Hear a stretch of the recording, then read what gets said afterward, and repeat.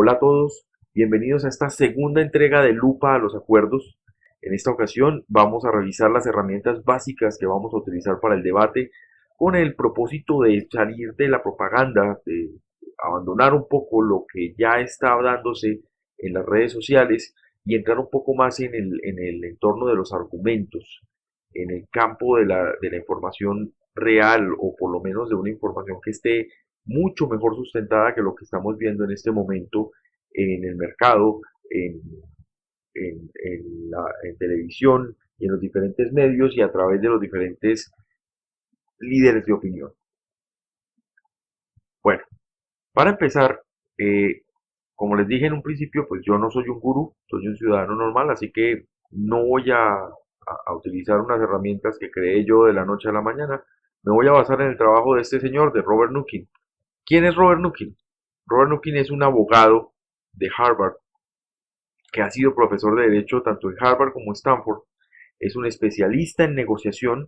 Él es famoso, entre otras negociaciones que ha asistido, por la negociación que se hizo entre IBM y Fujitsu en los 80s por licencias de software.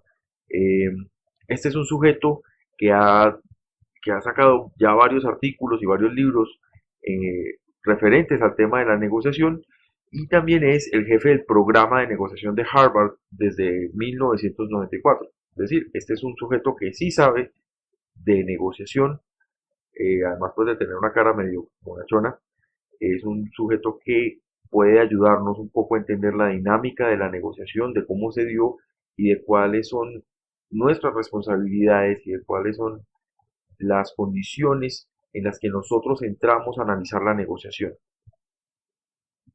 Bueno, Robert Nukin en el 2010 saca Negociando con el Diablo, que es un libro que yo recomiendo muchísimo, no solamente para este tema de la negociación de La Habana, sino para otros tipos de conflictos y de negociaciones por intereses eh, en la vida cotidiana, llámese por ejemplo en resolución de conflictos maritales, en resolución de conflictos empresariales. Yo lo he utilizado un par de veces para negociar y renegociar contratos con mis clientes y he tenido resultados muy satisfactorios, así que este es un libro que vale la pena leer, es un libro que no es particularmente costoso, estamos hablando de una inversión de tal vez 53.000 pesos a 60.000 pesos, pero vale totalmente la pena. Realmente le ayuda mucho a uno a concebir lo que está pasando a la hora de negociar y a la hora de transar en ciertas situaciones donde pues de otra manera estaríamos negociando simplemente parados en una posición. ¿De qué trata negociando con el diablo? Bueno, lo que normalmente sucede cuando se hace una negociación, sobre todo, por ejemplo, estos ejemplos los vemos mucho en empresas grandes, hablando con otras empresas grandes, también en países. Ustedes ven muchas veces que Juan Manuel Santos, Álvaro Uribe en su tiempo, Andrés Pastrana, se iban y se sentaban a hablar pues, con el presidente de Estados Unidos. En ese momento, pues Santos se sienta a hablar con Obama. Y al igual que los ejecutivos o directivos de grandes empresas, ellos no se sientan con una comitiva, mesa a un lado, una parte, mesa al otro lado, la otra parte, sino que se sientan estas dos personas con capacidad de decisión, eh, ya sea en la Casa Blanca o en un restaurante lujoso, se sientan, cuentan chistes, discuten la vida cotidiana, se cuentan las cosas de las esposas, y luego de que han hecho una introducción, digamos, se sientan a negociar y en la negociación toman decisiones, preservan ciertos intereses y bueno, se estrechan las manos y con eso cierran el negocio. Lo que viene a continuación es que tu gente hable con la mía, ¿no? Pues aparecen nuestros abogados, los abogados ya ponen todo por escrito y queda ya la cosa más formalizada. Pero para que esto funcione, ambas partes tienen que reconocer que la otra parte es de fiar. Es decir, lo que se comprometan en la negociación se cumpla. Y a partir de ahí, pues los contratos, por ejemplo, se ven a nivel jurídico, se ven como una declaración de la buena fe entre las partes. Todo contrato asume la buena fe entre las partes. Pero ¿qué pasa cuando la negociación no se da con una persona de buena fe, sino con una persona que tiene un historial de desvergüenza, de incumplimiento, eh, que es una persona que uno sabe que deliberadamente va a incumplirle a uno lo que sea que uno pacte con ellos.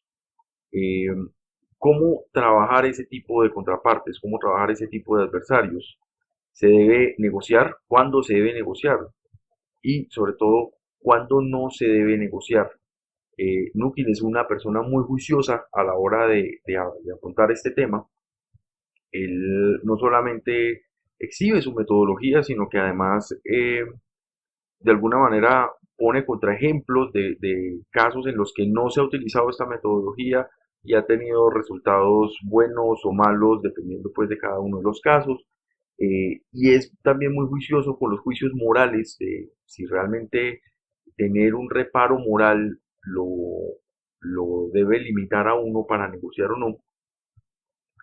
Y es también muy objetivo para definir qué es una contraparte, un adversario considerado como malo, que es una persona, para Nukin, es una persona que deliberadamente y repetidamente, tal vez sistemáticamente, causa dolo. Es una persona que cuando hace algo lo hace con la intención solemne de causar daño, que es en este caso lo que nos toca con las FARC. Entonces la pregunta que viene ahí o que propone Nukin es, bueno, ¿cuándo negociamos? ¿Sí negociamos con gente así? ¿Cuándo no negociamos? Nukin es muy juicioso en su proceso y es un proceso que vamos a ver más adelante, pero también antes de eso quiero tratar un tema en particular que es la primera herramienta que vamos a utilizar, que son las trampas de la negociación. ¿Qué pasa con las trampas de la negociación? Bueno, Nukin, aquí los que sean psicólogos, ojalá realimenten esto un poco o lo controviertan si les parece que debe hacer así, pero Nukin habla de dos tipos de racionamientos en el ser humano, con sus ventajas y sus desventajas. El primero es el razonamiento intuitivo. ¿Qué pasa con el razonamiento intuitivo?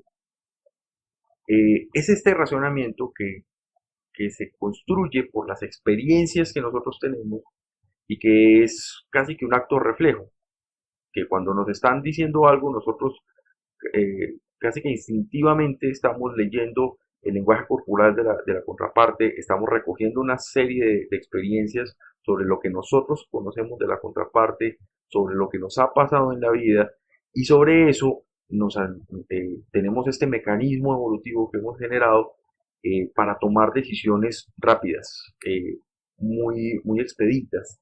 Es un mecanismo que tiene la ventaja de que siempre te permite sacar una conclusión. En este caso, el racionamiento intuitivo te puede decir sí o vota no, porque tú puedes sacar una conclusión. Está hecho para que saque una conclusión. Eh, y tiene la otra gran ventaja que es muy rápido. Tú puedes sacar conclusiones en menos de un minuto, en menos de un segundo. Así que es una herramienta de la razón humana que sirve como un mecanismo de supervivencia. Desventaja que tiene el razonamiento intuitivo. Es un razonamiento que se vale más de tus experiencias, se vale más de lo que ya tienes en el pasado que de la situación actual como tal. No te permite hacer ese análisis, le da unos juicios de valor al, a lo que tienes enfrente, de manera que tú puedas tomar decisiones muy rápidas, pero entonces no te permite analizar cuál es la mejor decisión que puedes tener. Un mecanismo que podemos usar en casos de emergencia, pero que en casos como estos tal vez no sea la mejor idea. El otro tipo de razonamiento es el razonamiento analítico, que es un razonamiento más lento, más sopesado, donde realmente recogemos toda la información, la procesamos, la analizamos, la sopesamos y sobre eso ya tomamos decisiones. Desventajas del racionamiento analítico, la primera, pues que es mucho más demorado que simplemente tomar la decisión por instinto, digamos, basado en lo que le dicen a uno las entrañas. Eh, y Otra gran desventaja es que es muy probable que después de que hagas ese análisis no te va a dar una conclusión. Muchas veces uno termina con más dudas que certezas y simplemente se para en un espectro mucho más grande porque ha analizado más variables y ya no puede tomar simplemente una conclusión como sí o como no. Eso es lo que yo espero que pase en este ejercicio. La mayoría de nosotros simplemente va a ver que el asunto es mucho más complejo y va a tener que acercarse tal vez a un sí o un no, pero no va a poder tomar una decisión definitiva de, bueno, sí, no, es que definitivamente esto no, o esto sí. eh, Vamos porque el proceso de paz va a funcionar maravillosamente, pues no, ya la gente en sí yo creo que va a ver una serie de defectos que no había visto antes y la gente del no va a empezar a ver una cantidad de bondades que el proceso puede o no tener y que no estaban antes ahí para el análisis. Entonces, esas son dos grandes desventajas del razonamiento analítico. Una gran ventaja que tiene es que al juzgar la situación, lo más probable es que uno encuentre decisiones que son mucho más efectivas, mucho más eficientes sobre la situación actual que estamos viviendo y no sobre el conglomerado de las situaciones pasadas que hemos vivido. Entonces, ¿qué pasa con estas trampas de negociación? ¿Qué son realmente las trampas de negociación? Las trampas de la negociación son esas experiencias reunidas en el racionamiento intuitivo que hacen que nosotros nos veamos impulsados, ya sea a no negociar, a abandonar la negociación o a negociar. Es decir, que no negociemos cuando deberíamos negociar o que negociemos cuando no deberíamos negociar, cuando definitivamente la cosa no tiene salvación y nosotros deberíamos pararnos de la mesa y hacer otra cosa, buscar otras alternativas. Entonces, ¿cuáles son esas trampas de la negociación? Las trampas de la negociación, y estas ya las vamos a ver, yo las he colocado aquí como hashtags. Ahí me van a disculpar la falta de tildes precisamente porque son hashtags.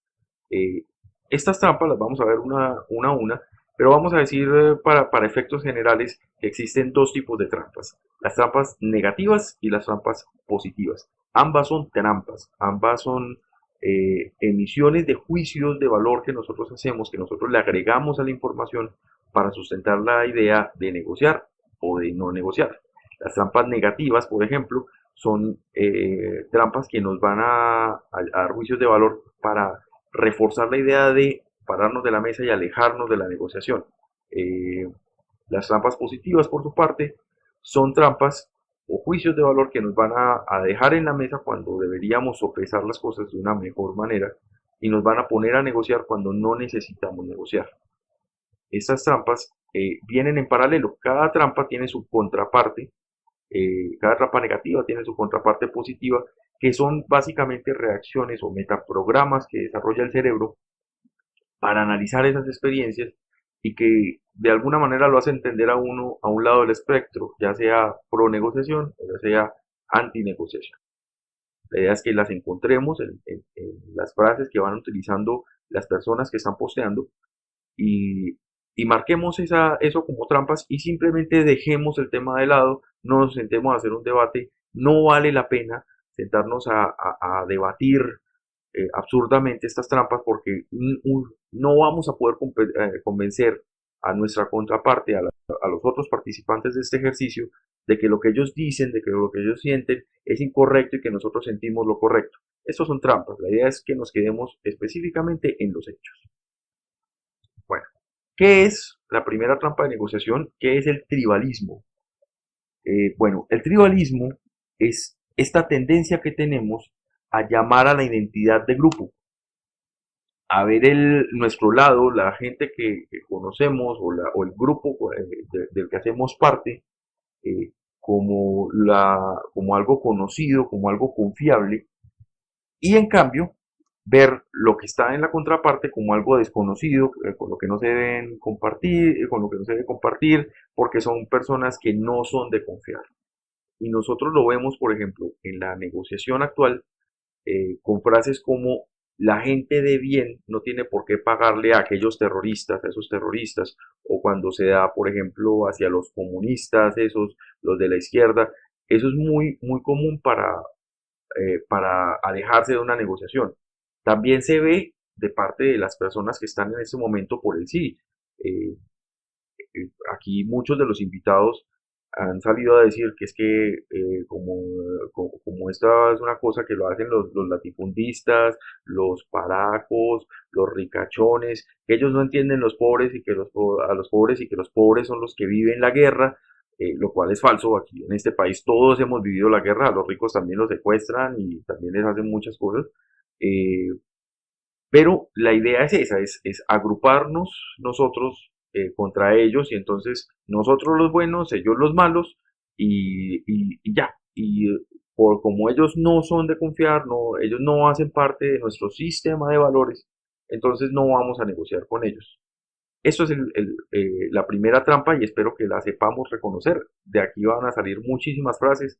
Vayan pegando, por ejemplo, ustedes las frases que se les vayan ocurriendo y la idea es esa, es empezar a marcar eh, qué trampas de negociación estamos viendo. Ahora, el tribalismo tiene una trampa, está haciendo la trampa negativa, tiene una trampa positiva que es su contraparte, que es el universalismo, y es precisamente lo contrario, es pensar que todas las personas son esencialmente iguales, que todas las personas son personas, en el caso, por ejemplo, de la negociación de La Habana, de la negociación con las FARC, pensar que las FARC pues también son colombianos, y que aquí lo que está pasando es un conflicto entre hermanos y que todos deberíamos estar mirando cómo revisar ese conflicto, cómo acabar ese conflicto, porque en general todos somos Colombia y todos deberíamos trabajar en esto. Eh, Eso es una forma de desconocer una realidad que sí está pasando en el país. En el país se sentaron a negociar dos partes, en La Habana se sentaron a negociar dos partes. Está un grupo de ciudadanos ricos, pobres, quienes sean, eh, que de una u otra manera ven al Estado como su representante. Sí, puede ser un Estado corrupto, puede ser un Estado lleno de politiqueros, puede ser un Estado tal vez que no obedezca con nuestras ideologías políticas, pero es un Estado que nos representa y por el cual votamos. Y esta otra contraparte que son otros ciudadanos que se rehusaron a ver el Estado como su representante, que son los de las FARC. Se levantaron en armas y tienen una agenda política y una agenda económica y una agenda bélica, una agenda militar diferente a la agenda que tiene el Estado colombiano, en el cual nos representamos un grupo de ciudadanos. Entonces sí, aquí hay dos partes de la negociación y esas dos partes tienen unas características que sí los separan y que los tienen negociando. Siguiente trampa de la negociación, la satanización. La satanización es ver el otro lado como el malo, fundamentalmente malo. Eh, Aquí, por ejemplo, esto sí lo vemos muy fácil. Aquí las FARC son simplemente los malos del paseo, eh, independientemente de si sí o si no son personas fundamentalmente malas, pues uno no puede simplemente generalizar el tema con todos los miembros de la organización de las FARC. Las FARC tiene un secretariado que toma unas decisiones políticas que pueden ser personas fundamentalmente malas o no. Tiene unos comandantes de frentes, esos comandantes de frente se ganan como 30 millones de pesos mensuales, mueven como 30 millones de pesos mensuales, tienen a sus hijos estudiando en Europa, son personas que conocen el negocio del narcotráfico, del secuestro y que podría uno pensar que son fundamentalmente malas por el daño que hacen sistemático. Y luego están los soldados rasos, y los soldados rasos hay que entenderlos de una manera muy distinta, porque es que para que un guerrillero raso salga a hacerse matar por los 220.000 pesos, 280.000 pesos que le están pagando hoy a un guerrillero raso para que le mande a la casa a la familia, si es que todavía le queda familia, pues uno no se hace matar por 300.000 pesos mensuales, uno se hace matar por una idea, eso es más posible. Entonces, ¿qué pasa? Muchos de estos sujetos han sido adoctrinados, independientemente de si es porque la doctrina es cierta o si es porque la doctrina es una forma de bajar los costos de mantener el personal militar. Eh, lo que sí es cierto es que muchas de estas personas sienten que lo que están haciendo lo están haciendo por la patria y lo están haciendo por Colombia y están pensando en un futuro y etcétera, y que les toca hacer una lucha porque es que ese es el Estado oligarca, etcétera. Entonces, muchas de estas personas no puede uno asegurar que sean malas en su esencia, aunque hagan parte de una situación de maldad. Quiere decir eso que no se les puede simplemente exterminar, porque muchos de estos sujetos son realmente víctimas del conflicto. Muchos de estos niños que ya tienen veintitantos años y que son guerrilleros con 2 o 3 años de experiencia, que son ya mayores de edad, muchos de estos soldados jóvenes, pues guerrilleros jóvenes, pues son personas que fueron reclutadas cuando tenían 10 11 años y los adoctrinaron para que hicieran lo que hacen. Entonces también hay que verlos a ellos como víctimas del conflicto. No es tan cierto este tema de que todos esos son unos malvados, entonces hay que arrasar con ellos. Esa es una trampa que normalmente invita a que uno se pare de la mesa y opte por una salida bélica, cuando tal vez no es la salida más barata o la más efectiva. En contraparte, pues está esta idea de la racionalización contextual, que es más o menos lo que yo acabo de hacer. Es empezar a decir, mire, no, es que todo el mundo tiene sus razones para hacer lo que hace. La racionalización contextual, básicamente, eh, lo que busca es ver que todo puede perdonarse fácilmente y que la contraparte realmente es un producto de presiones externas. Eso también es una trampa de la negociación, es una trampa que nos dice que todo el mundo tiene derecho a que se le perdone, que todo puede ser visto simplemente como un error histórico, así que ¿por qué no nos sentamos a negociar en base a eso? Son dos tendencias que están hechas para que uno o se pare de la mesa o se siente en la mesa a negociar sin sopesar cuáles son los intereses que se están negociando. Siguiente trampa negativa, la deshumanización. Esto yo creo que hay ejemplos a lo largo de la historia. Los nazis se encargaron de hacer una propaganda enorme para deshumanizar a los judíos. La idea es básicamente ver al enemigo como si fuera una especie de objeto, verlo por fuera del orden moral, es decir, quitarle la calidad de ser humano. Cuando escuchamos cosas como estas ratas, estos terroristas, estos animales de las FARC, eh, estas porquerías, eh, ese tipo de aseveraciones lo que hacen es que le quitan el valor humano a la contraparte y lo que nos ponen es en una idea de nuestra, nuestro nivel no es el mismo de ellos, entonces no deberíamos estar negociando con ellos. Y en contraparte está la rehabilitación y redención, la trampa positiva, que lo que hace es que piensa que con una oportunidad suficiente, todo ser humano va a tratar de hacer lo correcto. Aquí, por ejemplo, en la negociación de La Habana, la frase clásica es que es mejor vencerlos o combatirlos en el Congreso con las palabras y no con las balas.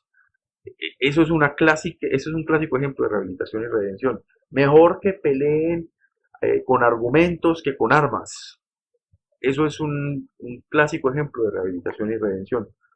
A ustedes nada les asegura que estos tipos no van a salir a hacer en la política lo que ya están haciendo con las armas. Es más, nada nos asegura que ellos realmente van a dejar las armas por ponerse a hacer política si nosotros simplemente les damos la oportunidad.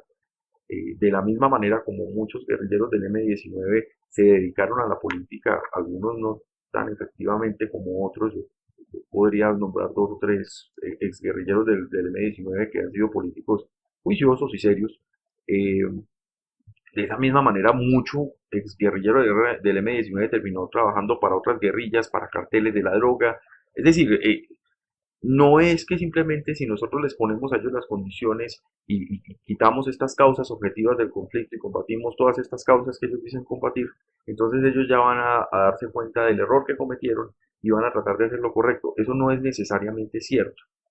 Y pensar que eso es así, que cualquier persona puede redimirse, nos invita a sentarnos cuando no deberíamos. De la misma manera que deshumanizar a la persona nos invita a pararnos y a tratarlos como algo que hay que exterminar, como una especie de peste, sin considerar que pues ahí hay unas personas con ciertos argumentos de los cuales nosotros podríamos valernos. Siguiente trampa de la negociación, el moralismo. Es básicamente asumir que el otro lado está fundamentalmente equivocado. que nuestro lado es inocente, meritorio, todos somos buenos y bonitos, mientras el otro es malvado y está equivocado y piensa mal. Esto no solamente lo vemos a nivel de nuestra apreciación de las FARC, sino también lo estamos viendo en la misma polarización que se ha presentado en torno al debate. Muchos de los argumentos es que, por ejemplo, las personas que no quieren el acuerdo de paz o que simplemente ven el no, es que son la gente que quiere la guerra, los ricos que están pensando que la guerra debe seguir, pero no van a pelearla. eh, Tienen que ser muy idiotas pues para no darse cuenta de lo maravillosa que es la paz. Y lo mismo pasa del otro lado, ¿no? Todos estos mamertos que están detrás de la paz, son gente que es demasiado idiota para ver lo que les está pasando. Todo eso es moralismo. Nuestro bando realmente es hermoso. Nosotros como Estado somos los representantes de la seguridad ciudadana, en contra de esos malvados guerrilleros que lo que hacen es que con sus ideas, por buenas o malas que sean, nos hacen una cantidad de años y nosotros nunca les hemos hecho nada. Bueno, hombre, el Estado sí tiene un historial de corrupción y de colaboración con el paramilitarismo, eh, y uno no puede simplemente desentender eso de la situación del conflicto colombiano. Ahora, dicho eso, no significa que todo lo que ellos hagan es, es, es permisible o es aceptable. Y ahí es donde viene la siguiente trampa, que es una trampa positiva, que es la culpa en todos los lados. Es que los guerrilleros son así porque nosotros también cometimos errores. No, cada quien es responsable por sus propios problemas y por sus propias faltas, por sus propios pecados y por sus propios crímenes sobre todo. Entonces, nosotros podemos elegir asumir que como la culpa es de todos, podemos sentarnos a negociar, pero en el momento en que nos sentamos a negociar con esa premisa, ya de por sí le estamos haciendo una sesión muy grande a la contraparte diciéndole, sí, usted tiene razón, señor, dígame qué quiere. Bueno, otra trampa de la negociación es la suma cero. Esto lo ven ustedes y lo vamos a ver muchísimo, no solamente del lado de los del no, sino que uno lo ve en la vida cotidiana. ¿Qué es la suma cero? La suma cero es pensar que lo que está pasando es una especie de ecuación, o sea, el mundo se ve como una especie de competencia, y esa ecuación significa que cuando el otro lado gana, yo necesariamente pierdo. Y uno lo ve por ejemplo, en las disputas de divorcio, que los papás casi que se desviven por quitarle al otro el tiempo con los hijos.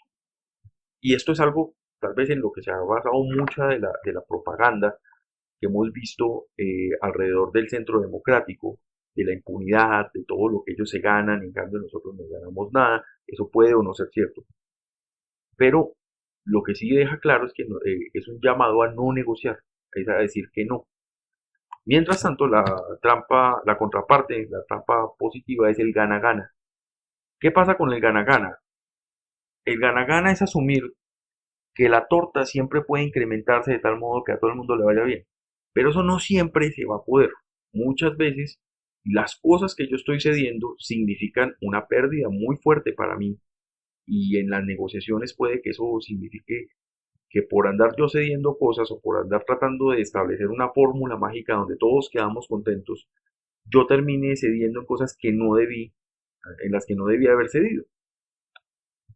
Siguiente trampa, pelear o huir. Estas son dos cosas que parecen opuestas, pero vienen del mismo mecanismo de defensa.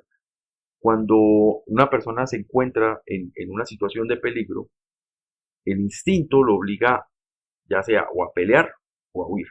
O yo salgo atacando de una vez o me alejo del conflicto lo más pronto que pueda.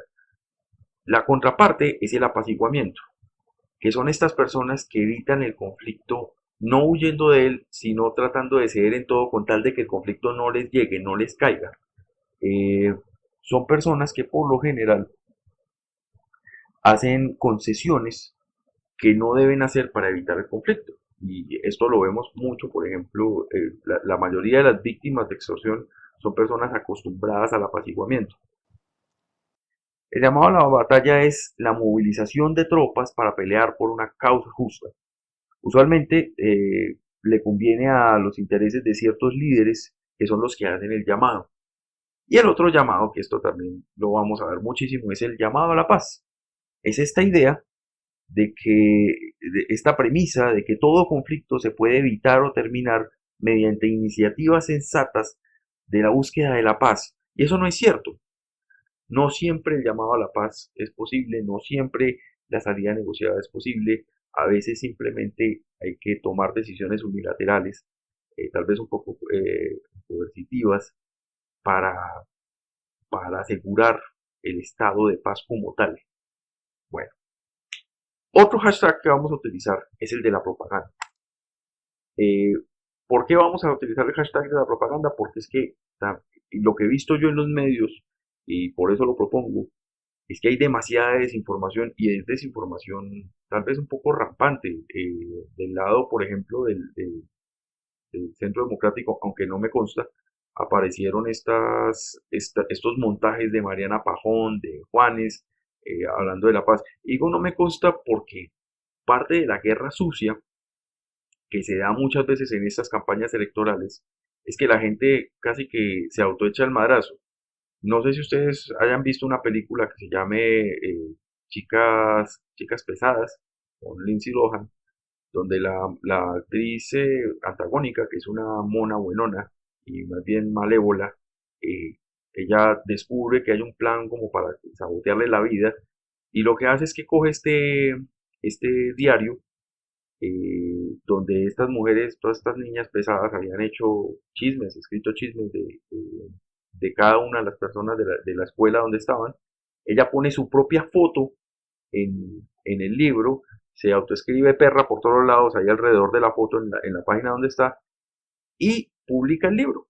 Básicamente reparte copias del libro por toda la escuela, pero ella figura como una víctima más. Y cuando empiezan pues a tratar de resolver el tema, pues todo el mundo se da cuenta que ella hizo pues lo que hizo y esa es la trama pues de la película que tampoco es pues una trama muy compleja. Pero eso es cierto, es muy, muy común en estas campañas de desmérito que, que parte del juego sucio que pasa en las campañas es que salen propagandas como estas atacando a la contraparte para demeritar, para de alguna manera desvirtuar los argumentos de la parte que se está oponiendo o de la parte que se vería más interesada. Entonces, eso pasa y es propaganda. Lo que nosotros tenemos que entender es que independientemente de quién lo haga, es propaganda. Cuando salen estas noticias de prensa que dice que las FARC mataron a 400 soldados, pues uno dice, listo, no, se rompió la tregua, pero resulta que es que la dichosa noticia del espectador es de 1992 y no tiene nada que ver con la situación actual. Eso es propaganda. Y nosotros, en vez de andar trazando a ver quién la sacó, de dónde la sacó, deberíamos simplemente marcarlo como lo que es propaganda y seguir adelante. Ahora, sobre la propaganda hay varias cosas. Wikipedia simplemente la describe como mostrar un solo lado de los hechos ocultando deliberadamente el otro, pero yo creo que eso es algo que sale casi que inerte al debate. De modo que me voy a pegar en la propaganda con, con dos definiciones. La primera es todo aquello que tienda a desinformar. Es decir, todo aquello que tienda a de alguna manera romper con la línea argumental que estamos llevando en el debate y el contenido emocional evidente. Estas son las dos cosas que yo veo como propaganda. ¿Qué es este tema del contenido emocional evidente? Cuando empiezan a aparecer personajes como Margarita Rosa de Francisco a decir que tiene fe por la paz, eso ella está en todo su derecho de ponerle toda la fe por la paz. Es más, se puede ir a rezar a la iglesia por la paz y eso tiene sus espacios. Lo que yo propongo es que en este caso lo califiquemos como propaganda, porque la idea de eso es tener un impacto emocional. Si Margarita Rosa lo dice en blanco y negro con música de piano al fondo, eso va a generar una respuesta emocional, pero no tiene ningún argumento como tal. Así que para efectos de este ejercicio, mi propuesta es que lo tengamos en cuenta como propaganda y lo ignoremos como tal porque no podemos sentarnos a sacar propagandas que traten de igualar un poco la balanza emocional de los que van a estar ahí. Yo creo que simplemente es marcarlos como, como, como propaganda para decir que están fuera del espacio en el que deberían estar. Esos espacios están en los muros de cada uno de los participantes y tienen su espacio ahí. Aquí la idea es que tratemos de concentrarnos en lo que realmente no es propaganda, en lo que realmente tiene unas fuentes fidedignas de datos, en lo que realmente tiene opiniones sentadas o descubrimientos sentados, donde la persona se siente y dice, mire, yo hice este análisis tiene esta conclusión, para sacar esta conclusión me basé en estos hechos, aquí está la referencia de los hechos. Eso es lo que estamos buscando, contenido que dé contexto al debate, más que la idea de que vamos a apoyar todos a la paz, o más que la idea de sacar videos donde hablamos de Santos el Traidor, o a Carlos Castaño, o a Popeye. Realmente ellos no hacen parte de este tipo de debates. Bueno, ahora, ¿qué sí debemos hacer? Ya tenemos pues una serie de hashtags que vamos a utilizar como herramientas para empezar a sacar un poco ese ruido que vamos a tener del debate. Ahora, ¿qué sí debemos hacer? Lo primero es que vamos a empezar a revisar cuáles son los intereses tanto de ellos como los nuestros. Vamos a empezar a marcar los posts que veamos y a tratar de clasificar cuáles de ellos cubren el tema de reconocer cuáles son nuestros intereses como nación y los de ellos. Y aquí sí hay que ser supremamente juiciosos. Por supuesto, un interés es que no haya guerra. Ese es un interés válido, pero ojalá seamos mucho más efectivos a la hora de utilizar el hashtag para saber exactamente qué parte de que no haya guerra es un verdadero y real interés. Porque que no haya guerra, pero que sí haya delincuencia común, pues igual a la gente la están secuestrando, la están extorsionando, no hay mucha diferencia. Entonces es bueno saber cuáles son los intereses, los nuestros, sobre todo qué nos importa a nosotros de aquí a futuro, a los próximos 10, 15 años, en términos económicos, en términos políticos, en términos de seguridad, y cuáles son los intereses de ellos, y por qué preguntamos sobre los intereses de ellos. Porque los intereses de ellos, así como las alternativas a la negociación, otro hashtag, nos afectan. De alguna manera, eso es lo que hace que ellos pongan y demanden cosas en la mesa. ¿Qué pasa con las alternativas a la negociación? ¿Por qué nos afectan las de ellos? Digamos que las FARC decidiera pararse en la mesa mañana. ¿Cuáles serían sus alternativas? ¿Tienen la plata para encender una guerra realmente a gran escala? Es una viabilidad, es una certeza la guerra urbana que planteaba Juan Manuel Santos. Esa es la alternativa. ¿Cómo nos afectaría esa alternativa? ¿Qué sobrecostos nos representa?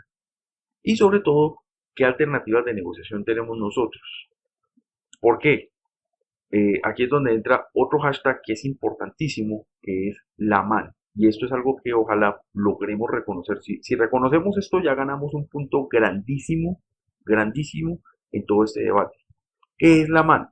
De todas las alternativas a negociar que tenemos nosotros, la mejor alternativa a la negociación es lo que nosotros vamos a considerar como la MAN. Esta línea es importante porque nosotros no podemos sentarnos a negociar nada, no podemos aceptar ninguna negociación que no satisfaga nuestros intereses mejor que la MAN. Entonces, reconocer la MAN nos dice a nosotros qué tan buena fue la negociación que se hizo en La Habana y si realmente vale la pena decirle sí o decirle no. Porque si los resultados esperados de la negociación no sobrepasan a esta alternativa a la negociación, de plano uno debe decir que no. Y si en cambio nosotros hemos visto que la máxima alternativa a la negociación, la MAN que encontremos, eh, por más que nos esforcemos, no va a tener los resultados con la negociación, que se podrían tener con la negociación. Los de no tienen que empezar a pensar si sí es una buena opción, si sí negociar es una buena opción. Bueno. Y otro tema importante, mientras mejor sea nuestra MAN, mayor será nuestro poder de negociación. Entonces, estas son dos cosas que hay que empezar a analizar muy bien, pero sobre todo si logramos encontrar esa MAN, ya hicimos, o sea, ya coronamos este ejercicio. ¿Qué otras cosas sí debemos hacer? Vamos a revisar los posibles resultados de negociar, como hemos dicho, qué alternativas hay, qué podemos realmente nosotros traer desde la mesa de negociación que no podamos traer con nuestra mejor alternativa en la negociación. Aquí entra mucho el tema de gestión de riesgos, realmente entra el tema de gestión de riesgos. Sí es cierto, nosotros podemos traernos una paz estable y duradera de la mesa de negociación que tal vez no traigamos simplemente haciendo una lucha frontal, pero ¿qué tan cierto es eso? O sea, qué tan viable es eso? Análisis de costos. Nosotros tenemos que revisar primero los costos de transacción. Esos son costos que nosotros ya pagamos. Los costos de transacción, ¿qué son? Son los costos de sentarse a negociar y han sido altísimos. Humberto de la Calle no hizo esta negociación porque el tipo tenía un sentido de patriotismo enorme. Hay varios contratos referidos al señor de la Calle por valor de hasta 500 millones de pesos. Es decir, al hombre se le pagó y a todo ese equipo de negociadores se le pagaron muy buenas sumas por negociar. Eso es un costo directo de transacción. Eso, además de esos costos, pues hubo unos costos de evangelización sobre los mismos procesos y acuerdos de paz. Es decir, nosotros llevamos un poco más de 4 años en esta negociación, tal vez unos 5 años, y nos tocó pasar por una elección presidencial y esa elección presidencial fue una campaña que costó mucha plata, lo que llama la oposición la mermelada. O sea que esa plata ya no la gastamos. La pregunta es, bueno, ¿qué sacamos de eso? Además del costo de negociar, ¿qué sacamos de eso? ¿Qué cosas sí tenemos ya claras? Aprovechando esos costos de negociación, pudimos sacar o pudimos extraer los intereses de las FARC por lo menos, o sea, sabemos algo más. Los costos de revelar la información. ¿Qué pasa con eso? ¿Qué pasa con los costos de revelar la información? La MAN, de hecho, ha ido disminuyendo desde que empezaron los acuerdos. Si ustedes ven, al principio los acuerdos iban a durar como 8 meses más o menos, iban a ser unas negociaciones bastante cortas, casi relámpagos, eh, en las que en cualquier momento pues, nos podíamos parar de la mesa y darles plomo. Hoy en día la posición del gobierno Santos es que si nosotros nos paramos de la mesa o si no se aprueba este acuerdo, la consecuencia es nefasta, o sea, nos metemos en una guerra totalmente frontal que no queremos ni podemos pagar. El peso se ha devaluado desde entonces, quiere decir que ya no tenemos tanto dinero para pelear una guerra y eso tiene esos costos se dieron a través de la negociación y se dieron en parte por negociar, porque eso de alguna manera sí demeritó la confianza inversionista y la dependencia que teníamos del petróleo, pues nos puso a penar un poco ahí. Así que hay unos costos del hecho de pasar en esa negociación y de tomar políticas y de llegar a políticas mientras se hacía la negociación. El plebiscito no fue la primera idea del gobierno Santos para refrendar los acuerdos. Hubo un tema de un referendo que costó un platal y que no sirvió para nada. El marco jurídico para la paz es otra plática que se perdió, pero que esos efectos, digamos, esos, esos esfuerzos, sí le dijeron a las FARC más o menos dónde estaba parado el gobierno y qué tan dispuesto estaba a llegar al final de la negociación. Y hay otros costos que son los externos o subsidiarios, que son los costos que podría tener esta negociación en futuros acuerdos. Realmente, ¿cómo nos deja esto en cuanto a precedentes? O sea, puede que tengamos una negociación muy buena ahora, pero puede que por andar negociando así como negociamos, otros grupos se enamoren de la idea de negociar y pidan cosas que nosotros no podemos ceder. Y nosotros lleguemos a esas mesas de negociación con esos grupos en una situación desventajosa. Entonces, esos costos hay que evaluarlos muy bien y ver si realmente esos costos eh, sí satisfacen o sí justifican los posibles resultados de negociar. Otra cosa es la puesta en práctica. ¿Cómo asegurar que lo que se está negociando se cumpla? Eso es lo primero. ¿Qué mecanismos reales, viables hay? ¿Qué pasa con los mecanismos de verificación, de monitoreo, disuasión y lo que llamamos coerción blanda, que es simplemente ejercer esta presión para asegurarnos que el status quo se cumpla con un grupo que realmente es el diablo, con un grupo que en el pasado nos ha quedado mal, nos ha incumplido? ¿Cómo nosotros vamos a asegurarnos de que ellos sí van a cumplir? hay una parte en los acuerdos que habla de la verificación internacional. Tenemos que empezar a preguntarnos si eso es suficiente o qué le falta a eso para que el asunto funcione realmente y para asegurarnos que las FARC sí cumplan el tema de las armas, el tema del narcotráfico. Ahí vamos a trabajar mucho el tema de la puesta en práctica. Y esos son los hashtags que vamos a utilizar para poder llevar a cabo una buena clasificación y un buen contexto de las negociaciones como tal. Bueno, ¿qué sigue? Bueno, ya sigue empezar y ponernos pues en materia, entrar en materia. Vamos a analizar, la próxima entrega será para analizar el acuerdo de tierras. Aquí hay tarea. La primera tarea es lean o escuchen los primeros audios hasta que cubran el acuerdo de tierras. Opinen, por favor, opinen muchísimo. Alimentenlo con lo que puedan. Yo voy a trabajar también para alimentarlo con los conocimientos que yo tengo, de manera que le podamos poner mucho contexto a este acuerdo y lo podamos discutir bien. Eh, el tiempo que tenemos es un tiempo bastante limitado, así que la idea es que lo que podamos discutir lo discutamos con mucho aire, con mucho agarre, con mucho arrebato, con tal de que logremos meterle tanta información como se pueda a este acuerdo de tierras. Al final, pues, de esos 2 o 3 días, yo voy a tratar de sacar un video más o menos reflejando lo que he visto en el grupo. Voy a tratar de aislar mi línea editorial simplemente como para hacer un resumen de lo que yo he visto. Ojalá lo puedan completar y ojalá haya otros posts que le den un poco más de ambiente a eso, como para resumir la cosa y poder decir sobre el acuerdo de tierras cuáles son las posiciones y cuáles son los riesgos. Y eso es todo por ahora. De verdad, este fue un video bastante largo. Espero que nos sirvan mucho estas herramientas. Y bueno, de aquí en adelante vamos a coger al toro por los cuernos. Vamos todos por Colombia y nos vemos en la próxima entrega.